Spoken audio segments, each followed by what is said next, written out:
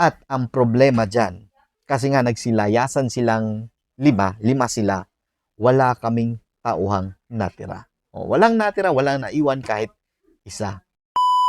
Isa sa mga experience namin, no, isa sa mga karanasan namin hindi malilimutan na mga napaka-lalang problema sa pagpapatakbo ng salon business ay ang biglang nagsilayasan yung lima naming tauhan. Yo, what's up? Ako nga pala si Jeff Cinco, isang salon owner na meron ng 9 years na experience sa pagpapatakbo ng salon business. At isa sa mga pinakamahirap naming pinagdaanan noon sa pagpapatakbo ng salon ay yung nagsilayasan yung ating mga pinakamamahal na tauhan, di ba? So, para sa mga salon owners diyan, nung mga nakaraang buwan kasi, nagtuturo ako sa inyo, sasabi ako sa inyo na mahalaga na may kontrata at may company rules ang inyong salon.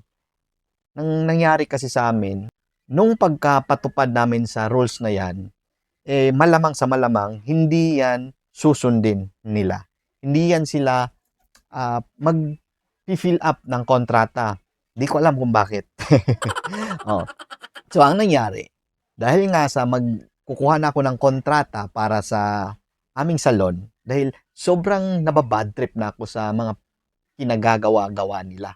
Daming late, daming absent, tapos ang hirap turuan, ang sasakit sa ulo, o basta mga ganong problema. So, nung nakapag-decide na kami, nagagawa kami ng contract, so ayun, nag-meeting kami, nag-usap kami, yun, umalag silang lahat. Ayaw nila ng ganon. Hindi ko alam kung bakit, pero ito naman ay para sa kanila, di ba? Para naman safe ang dalawang panig, isang empleyado at isang salon owner, dapat meron talagang ganon. So, sa madaling salita, hindi sila pumayag na walang kontrata. At ang problema dyan, kasi nga nagsilayasan silang lima sila, wala kaming tauhang natira. O, walang natira, walang naiwan kahit isa. Dalawa ng branch namin noon, isa dito sa Rizal Avenue, harap ng LYR, at isa naman sa may MCOR. Ang natitira noon, isang tauhan ko, isang cashier, at isang manager sa isang branch. At pangatlo, yung asawa ko. So, isa sa kabila, dalawa dito. Pero yan yung mga kwento na masarap balikan kasi pagkatapos nun, umalis sila, ayaw nila matanggap yon, may bago na namang papasok. Eto na yung masaya. Kasi bago yan sila papasok, meron ka ng papipil upan dyan na kontrata. Contract na ito yung rules natin, ito yung company natin, ito yung bawal dito, ito yung mga ganito. At pag hindi ka sumunod, maaari kang matanggal or aalis ka, bahala ka sa buhay mo.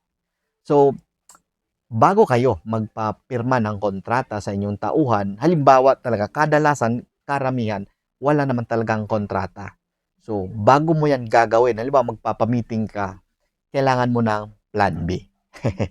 Ano yung plan B? Ano yung backup plan?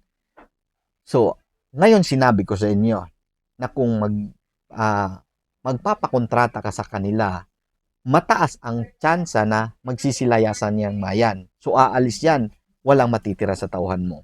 Bago mo gagawin yan, mag-hire ka muna. Mag-post ka ng maraming job hiring kahit nandyan pa yan sila sa loob ng kumpanya, ng salon mo. Kasi, kung huli ka nang gumalaw, katulad ng ginawa sa amin, late ko nang nalaman na mali pala yun.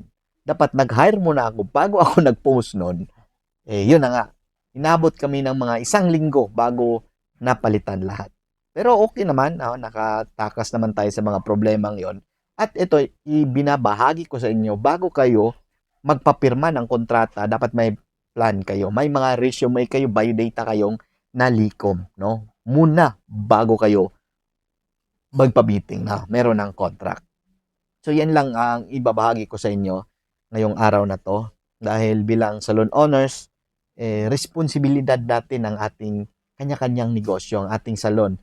Dahil naniniwala ako na yung business mo na yan, responsibilidad mo na mapalaki yan, na mapadami yan, na kumita yan, para meron pa tayong maraming mga empleyadong natutulungan, nabigyan ng maraming trabaho. At dahil naniniwala ako na walang mang-aabuso, kung walang magpapaabuso, siyempre walang manluloko kung walang salon owner na magpapaloko. Bye-bye! Trabaho-trabaho pa tayo!